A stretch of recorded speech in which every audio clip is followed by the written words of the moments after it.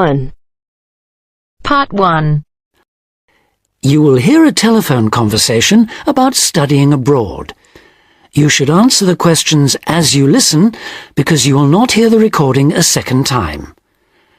First, you have some time to look at questions 1 to 6.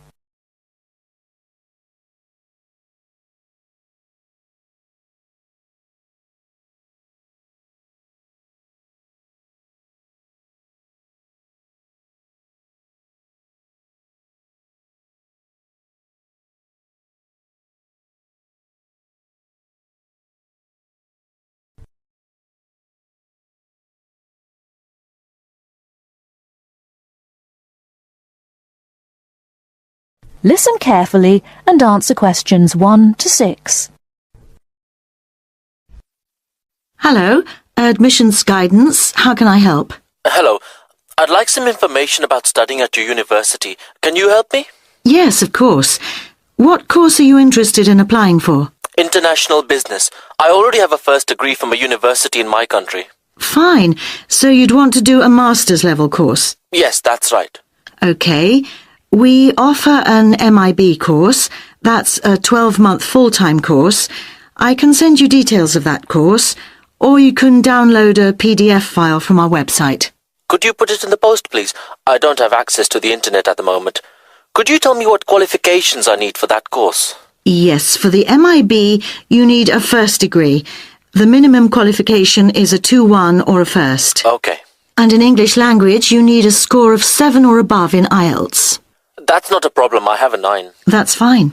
Could you tell me the course hours and the semester dates, please? Yes, there's a total of 10 hours of lectures, seminars and tutorials a week, and there's an extended stay abroad at the beginning of the second semester.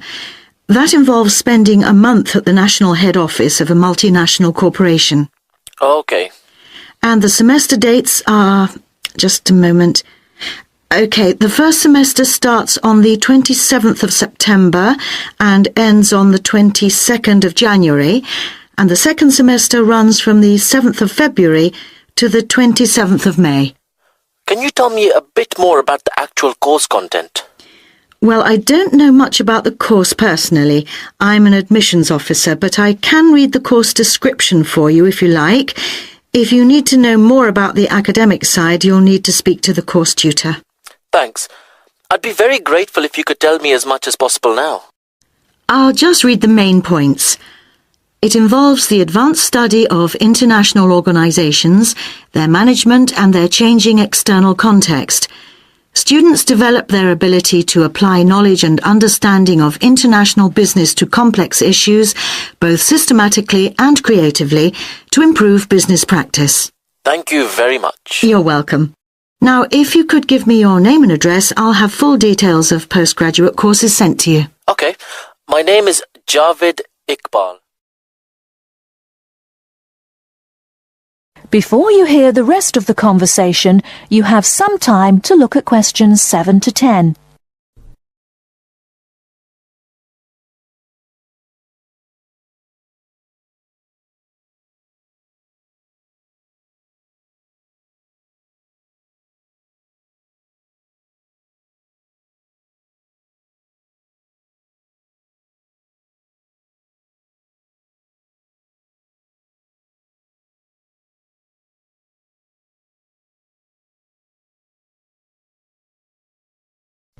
Now listen and answer questions 7 to 10.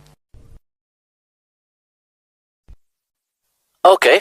My name is Javed Iqbal. That's Javed Iqbal.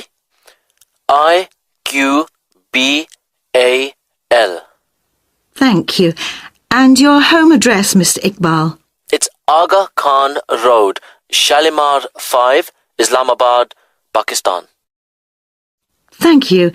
And could I ask you 1 or 2 more questions for our records? Yes, of course. What was your first degree in? I did economics. I got a first-class degree. And where did you study? At the university here in Islamabad. Okay. Now, you said you had an IELTS level 9. Could I ask what your first language is? Actually, I'm bilingual in Urdu and English. Thank you very much. I'll put full details in the post today. Thank you.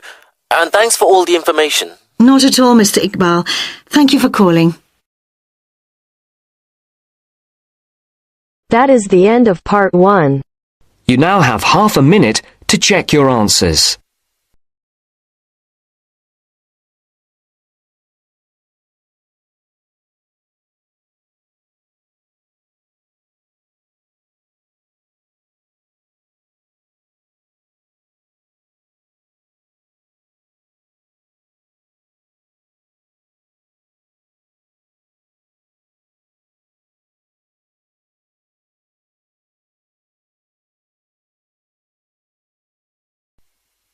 Part 2. First, you have some time to look at questions 11 to 15.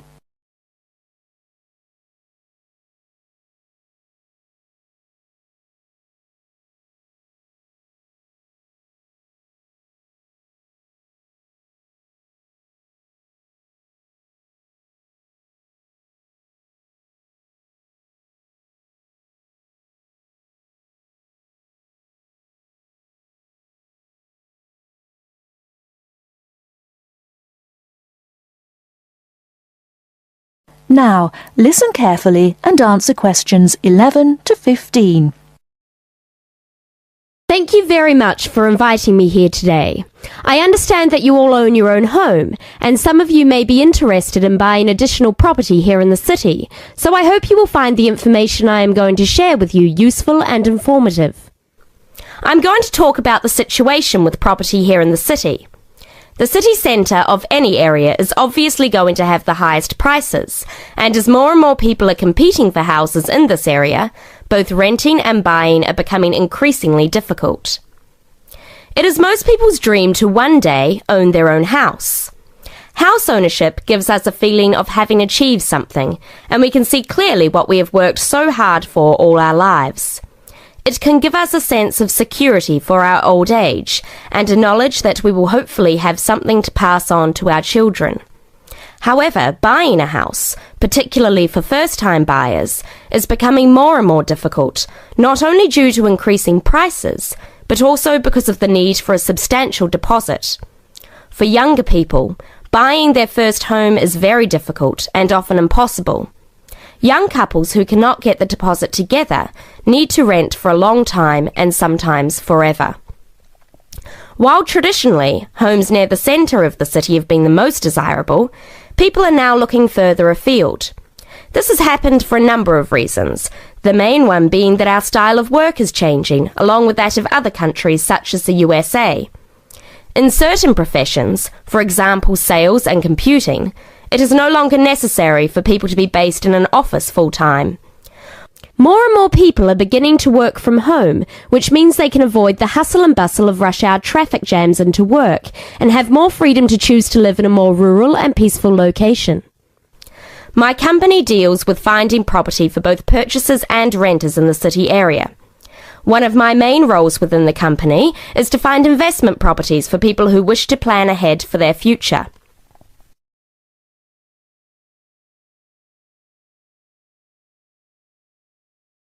Before you hear the rest of the talk, you have some time to look at questions 16 to 20.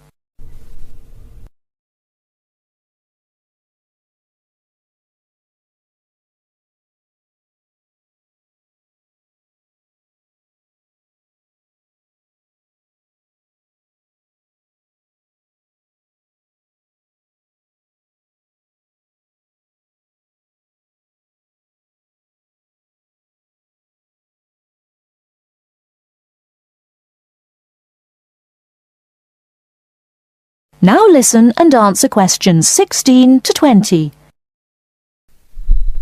An investment property is usually at the cheaper end of the market. People buy investment properties not to live in, but in addition to their own home in order to rent it out to other people. The advantage of putting your savings into property for the future is that you can be pretty certain that, as a long-term investment, your money will safely increase in value in line with inflation. Many people are turning to property investment instead of pension schemes, as we hear the horror stories of countries such as the UK, where people have invested all their lives into their pension schemes to find that now their money is relatively worthless. Houses automatically earn what is known as capital gains. That is, for every year you own the property, it becomes more valuable and often gives a better rate of interest on your money than most banks do. However, that is not to say there are no risks.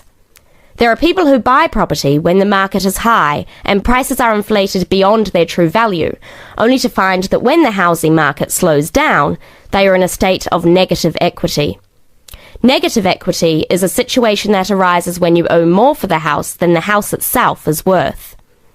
In short, the best advice is to be aware of the ups and downs of the housing market. Property investment, if handled correctly, can be enormously satisfying. I hope that this has given you an insight into the basics of the property market. Thank you for listening. Please raise your hand if you have any questions and I will try to be of assistance. That is the end of part 2. You now have half a minute to check your answers.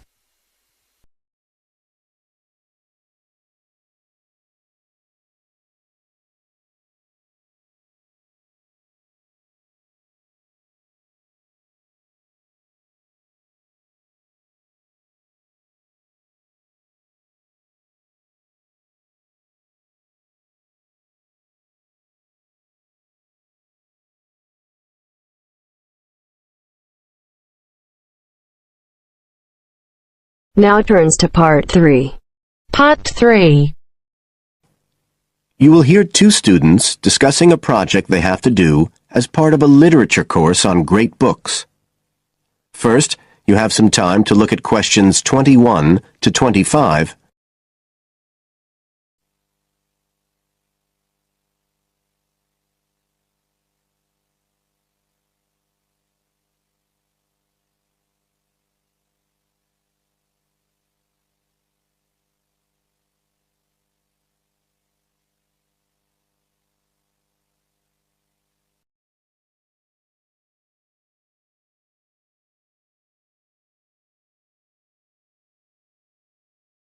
Now listen carefully and answer questions 21 to 25. Hi, Joey. How are you doing? I heard you were sick. Oh, hi, Olivia. Yeah, I had a virus last week, and I missed a whole pile of lectures, like the first one on the great books in literature, where Dr. Castle gave us all the information about the semester project. I can give you copies of the handouts. I've got them right here. That's okay. I already collected the handouts, but I'm not very clear about all the details. I know we each have to choose an individual author. I think I'm going to do Carlos Castaneda. I'm really interested in South American literature. Have you checked he's on the list that Dr. Castle gave us? We can't just choose anyone. Yeah, I checked. It's okay. Who did you choose? Well, I was thinking of choosing Ernest Hemingway, but then I thought, no, I'll do a British author, not an American one. So I chose Emily Bronte. Okay. And first of all, it says we have to read a biography of our author. I guess it's okay if we just look up information about him on the internet? No, it's got to be a full-length book. I think the minimum length's 250 pages. There's a list of biographies. Didn't you get that? Oh, right. I didn't realize we had to stick with that. So, what do we have to do when we've read the biography? Well, then we have to choose one work by the writer. Again, it's got to be something quite long. We can't just read a short story. But I guess a collection of short stories would be okay? Yes, or even a collection of poems, they said. But I think most people are doing novels. I'm going to do Wuthering Heights. I've read it before, but I really want to read it again now I've found out more about the writer. And then the video. We have to make a short video about our author and about the book. How long has it got to be? A minute. What? Like 60 seconds? We got to give all the important information about their life and the book we choose? Well, you can't do everything. I wrote it down somewhere. Yes, Dr. Castle said we had to find or write a short passage that helps to explain the author's passion for writing, why they're a writer. So we can back this up with reference to important events in the writer's life, if they're relevant. But it's up to us, really. The video's meant to portray the essence of the writer's life and the piece of writing we choose. So when we read the biography, we have to think about what kind of person our writer is. Yes, and the historical context and so on. So for my writer, Emily Bronte, the biography gave a really strong impression of the place where she lived and the countryside around. Right. I'm beginning to get the idea. Before you hear the rest of the talk, you have some time to look at questions 26 to 30.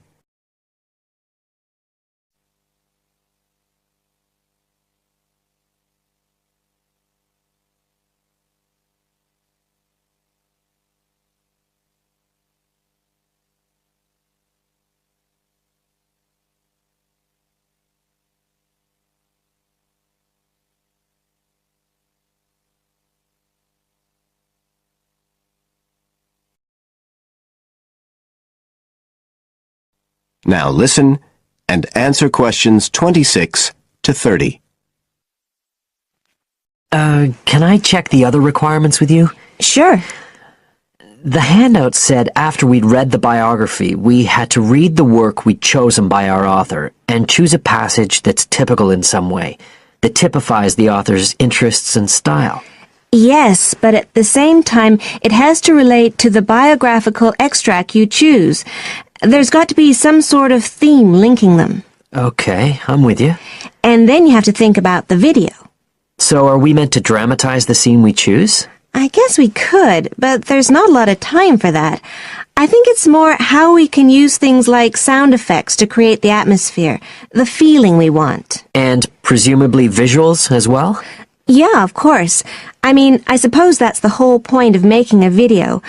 But whatever we use has to be historically in keeping with the author. We can use things like digital image processing to do it all. So we can use any computer software we want? Sure. And it's important that we use a range, not just one software program. That's actually one of the things we're assessed on. Okay. Oh, and something else that's apparently really important is to keep track of the materials we use and to acknowledge them. Including stuff we download off the internet, presumably? Yeah, so our video has to list all the material used with details of the source in a bibliography at the end. Okay. And you were talking about assessment of the project. Did they give us the criteria? I couldn't find anything on the handout. Sure. He gave us them in the lecture. Let's see, you get 25% just for getting all the components done. That's both sets of reading and the video. Then the second part is actually how successful we are at getting the essence of the work. They call that content, and that counts for 50%. Then the last 25% is on the video itself, the artistic and technical side. Great.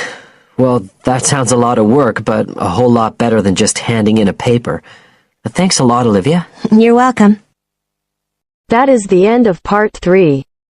You now have half a minute to check your answers.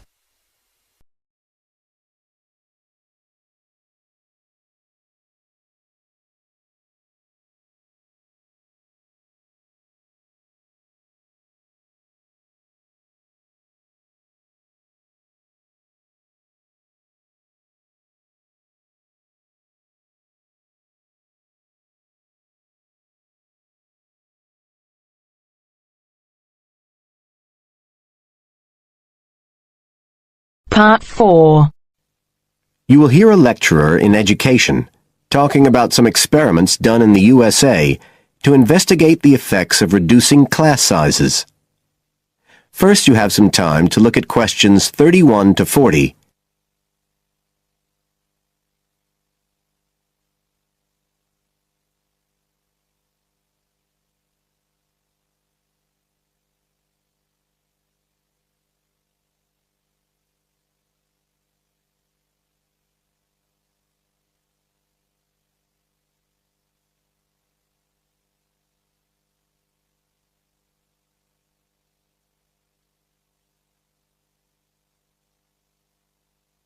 Now listen carefully and answer questions 31 to 40. All over the world, there are passionate arguments going on about how educational systems can be improved. And of all the ideas for improving education, few are as simple or attractive as reducing the number of pupils per teacher. It seems like common sense. But do these ideas have any theoretical basis? Today, I want to look at the situation in the USA and at some of the research that has been done here in America on the effects of reducing class sizes. In the last couple of decades or so, there has been considerable concern in the United States over educational standards here, following revelations that the country's secondary school students perform poorly relative to many Asian and European students. In addition, statistics have shown that students in the nation's lower income schools in the urban areas have achievement levels far below those of middle class and upper middle class schools. So would reducing class sizes solve these problems? Well, we have to remember that it does have one obvious drawback. It's expensive. It requires more teachers and possibly more classrooms, equipment, and so on. On the other hand, if smaller classes really do work, the eventual economic benefits could be huge. Better education would mean that workers did their jobs more efficiently, saving the country millions of dollars. It would also mean that people were better informed about their health, bringing savings in things like medical costs and days off sick. So what reliable information do we have about the effects of reducing class sizes? There's plenty of anecdotal evidence about the effect on students' behavior, but what reliable evidence do we have for this?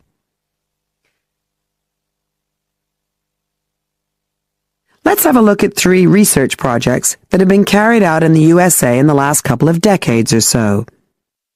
The first study I'm going to look at took place in the state of Tennessee in the late 1980s. It involved some 70 schools. In its first year, about 6,400 students were involved, and by the end of the study, 4 years later, the total number involved had grown to 12,000. What happened was that students entering kindergarten were randomly assigned to either small classes of 13 to 17 students or regular-sized classes of 22 to 26. The students remained in whatever category they had been assigned to through the 3rd grade, and then, after that, they joined a regular classroom. After the study ended in 1989, researchers conducted dozens of analyses of the data. Researchers agree that there was significant benefit for students in attending smaller classes, and it also appears that the beneficial effect was stronger for minority students. However, there's no agreement on the implications of this. We still don't know the answer to questions like how long students have to be in smaller classes to get a benefit, and how big that benefit is, for example. The second project was much larger and took place in California. Like the Tennessee study, it focused on students from kindergarten through to grade 3, but in this case, all schools throughout the state were involved. The experiment is still continuing, but results have been very inconclusive, with very little improvement noted. And the project has, in fact, also had several negative aspects. It meant an increased demand for teachers in almost all California districts. So the better-paying districts got a lot of the best teachers, including a fair number that moved over from the poorer districts. And there were a lot of other problems with the project. For example, there weren't any effective procedures for evaluation. All in all, this project stands as a model of what not to do in a major research project. A third initiative took place in the state of Wisconsin at around the same time as the California project began, and it's interesting to compare the two. The Wisconsin project was small. Class sizes were reduced in just 14 schools, but it was noteworthy because it targeted schools at which a significant proportion of the students were from poor families, compared with California's one-size-fits-all approach. Analysts have found that the results are very similar to the Tennessee project, with students making gains that are statistically significant and that are considerably larger than those calculated for the California initiative. Now, I'd like to apply some of these ideas to the latest.